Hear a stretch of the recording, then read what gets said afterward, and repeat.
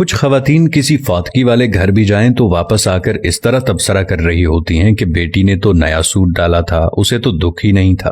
بہو تو ایسے ہنس ہنس کر بات کر رہی تھی جیسے اس کی دیرینہ خواہش پوری ہو گئی ہو۔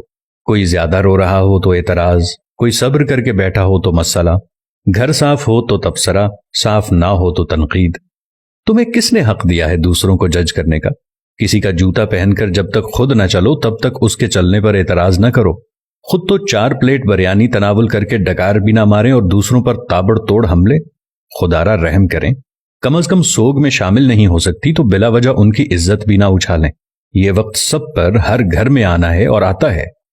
ہمارے مرد حضرات بھی کچھ کم نہیں، 2 لفظ تعزیت کے تو ٹھیک طرح سے بولنے نہیں آتے، اور سیاسی تھیٹر ایسے سجا کے بیٹھ جاتے ہیں کہ فوتگی پر نہیں الیکشن کیمپین پر آئے ہوں۔ جس کے سر سے باپ کا سایہ اٹھا ہے کوئی اس کی بھی تو دلجوئی کرے، اس کے غم کا مداوع بھی تو کوئی کرے، لیکن ہمیں کسی کے غم سے کیا؟ ہم تو رسم دکھاوا کے لیے گئے ہیں۔ ہماری بلا سے کوئی مرتا ہے تو مرے، ہم تو پوچھیں گے کہ بھائی جی کھانے کا انتظام ہو گیا نا؟ کتنی دیگیں بنوائی ہیں؟ 6 دیگیں تو کم ہیں، برادری بھی ہے، محلے داری بھی ہے۔ وہ بیچارہ باپ کے سوگ کو بھول کر اس پریشانی میں لگ جاتا ہے کہ کہاں سے قرض پکڑوں، کیونکہ کھانا صحیح نہ بنایا تو باتیں ہوں گی۔ ساری زندگی باپ کا کھایا، مرنے پر روٹی بھی صحیح نہ دے سکا۔ ہمیں سوچنا ہوگا کہ کون لوگ ہیں ہم۔ مسلمان تو دور، کیا ہم انسان بھی ہیں؟ جانوروں کا بھی کوئی مر جائے تو وہ ایسے دعوتیں نہیں اڑاتے، اور اشرف المخلوقات کا تاج پہن کر حیوانیت کی ساری حدیں عبور کر جانا کہاں کی انسانیت ہے؟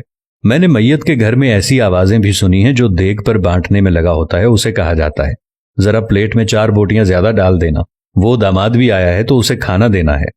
وہ بیٹی جو ماں یا باپ کی میت پر رو رو کر ہلکان ہو رہی تھی، جیسے ہی جنازہ اٹھتا ہے تو وہ سارا غم پسے پشت ڈال کر کھانا تقسیم کرنے میں لگ جاتی ہے کہ سسرال والے بھی آئے ہیں، انہیں کھانا نہ ملا تو ساری زندگی باتیں سننے کو ملیں گی کہ تیرے باپ کی میت پر تو ہمیں کھانا بھی نہیں پوچھا کسی نے۔ میں نے اس بات پر بھی تبصرے سنے ہیں کہ سالن میں تو تری یعنی گھی ہی نہیں تھا، ہماری پلیٹ میں تو بس شوربہ ہی آیا۔ ہم بحیثیت معاشرہ ظالم بن گئے ہیں۔ خوشیاں تو کجا، ہم نے مرگوں کو بھی اپنے شریکے پورے کرنے کے لیے ایونٹ بنا لیا ہے۔ جب میں کہتا ہوں الہی میرا احوال دیکھ، حکم ہوتا ہے بندے ذرا نامہ اعمال دیکھ۔ کچھ سوال آپ کے ضمیر کے دروازے پر چھوڑ رہا ہوں۔ کیا ہم فطیدگی کے کھانے کا بائیکاٹ نہیں کر سکتے؟ کیا ہم بھوک لگنے پر بازار سے کھانا نہیں کھا سکتے؟ کیا ہم گھر میں ایسا اصول نہیں بنا سکتے کہ خاندان میں کوئی کسی کی فطیدگی پر نہیں کھائے گا؟ سوچئے گا ضرور۔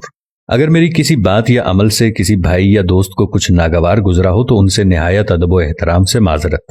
اب یہ ہم پہ ہے کہ ہم اس بات کو آگے پھیلاتے ہیں کہ محض ایک ویڈیو دیکھ کر گزار دیتے ہیں۔